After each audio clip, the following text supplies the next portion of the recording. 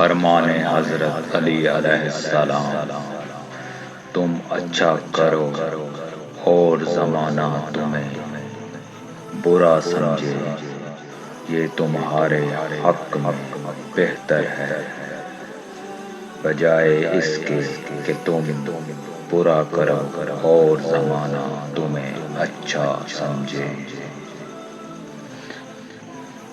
فرمان حضرت علی علیہ السلام، مومن خوشیوں میں شکر گزار، بلاؤں میں صابر اور معتدل حالات میں خوف خدا رکھنے والا ہوتا ہے۔